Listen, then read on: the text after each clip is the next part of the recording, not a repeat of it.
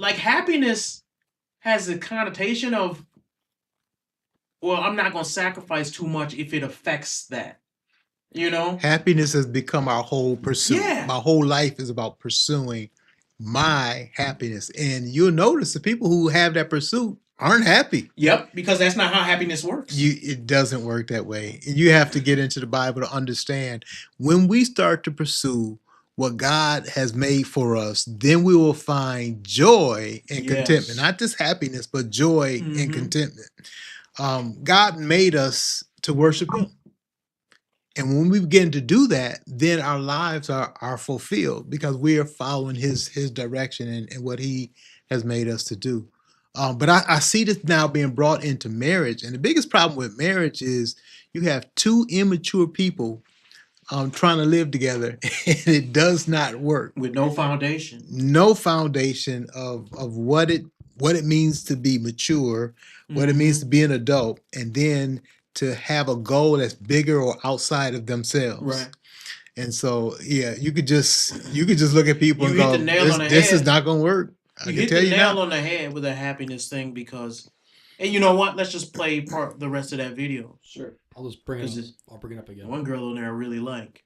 What is best for these people? We have no problem saying. Oh, okay. Yeah, I just took it off the screen. And the children, that's great. I support all that. Okay. I honestly don't even like the phrase do what makes you happy. I think you need a foundation. And that foundation is the Bible instead of subjective morality. We're not always going to have the opportunity to do what makes us happy because what makes us happy at all times isn't necessarily right. We need to do the right thing. And the Bible has a strong foundation for how men should behave, what men should do, and women. So we can't just live life based on you do you. Let's have this objective morality because things just go crazy. You got pride parades, you got kids being mutilated, like things just spiral out of control. So do what's right, follow the Bible. I think the word choice is very overglorified in our society. Like choice is so sexy. We love having choice. I would agree with you, Michael. In my marriage, I will not leave my husband under any circumstance. We follow the Bible. We're loyal to each other. He's the head of the household, so he makes the decisions in our family. And I'm actually happier that way. I'm very young. I got married at 18, but before then I was given all these choices like, oh, well, you could move here and go get a degree here, go get a job here. And that was overwhelming. That was actually more depressing than living in a marriage that is a unit. And in which you don't have a ton of choices and you don't have a ton of freedom, quote unquote. And so if you watch my content, you know that I usually say you should do this. You ought to do this because statistically speaking, married women with children are happier. But again, I'm going to have to agree with Melanie too, that the Bible is the foundation and Christ is the foundation will make you want to do things that are inherently traditional and that are biblical. So I would say that choice has just gotten so out of hand, and we ought to go back to biblical principles. I think it's good if you're talking about women initiating divorce and being unhappy. I think a good part of that is how do we keep women happy and stop that from happening? So saying, oh, not force them. If going to work 3 hours a week makes her happy, whatever it is, then maybe that should be also a priority if the divorce is initiated and so high. I wouldn't even do I would just go out and just be happy and do my thing. I think the advice you give to women is awful. I think it's at a detriment to them. And I don't think it comes from true happiness. And I think it really does come out of insecurity from being in, frankly, a lavender marriage, as everyone online can see. I disagree. I think Savannah, are you that easily manipulated by TikTok rumors? What is it? Can you clear up for a millennial? What's a lavender marriage? Savannah is saying all this because she is in an ideal situation. She's in a happy situation. So in an ideal situation, married to a potentially gay man at 19 is a how do all right, you know? Listen. All right, so they started getting catty, but there's a little bit more context, but I didn't want to share their whole video. They started talking about Michael Knowles brought up the fact of a lot of the right wing is saying repeal the 19th is the way of the future and that women should, part of the reason why we have such liberalism because a lot of women are voting and it's driving a lot of liberal policies and things like that.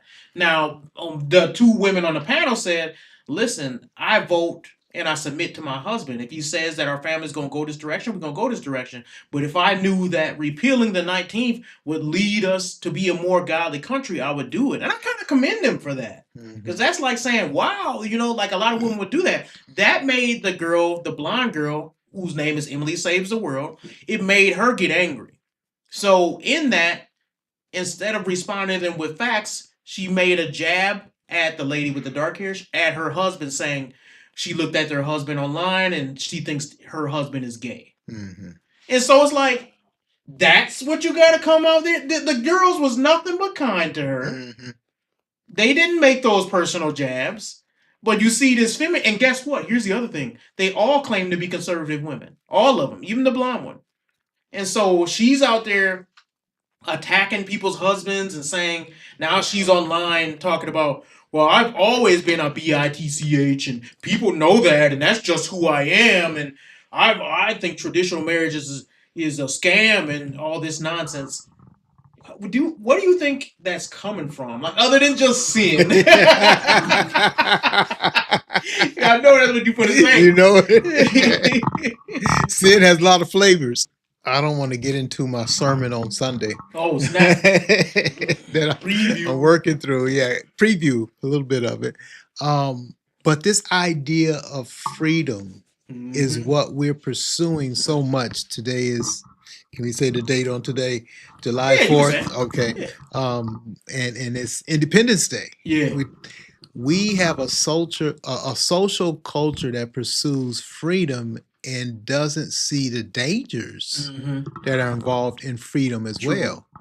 And so it's not just women. What we see on this video is some women who want to pursue a freedom but don't see the dangers or the responsibilities that come with that, such as I see a lot of our feminism, a lot of the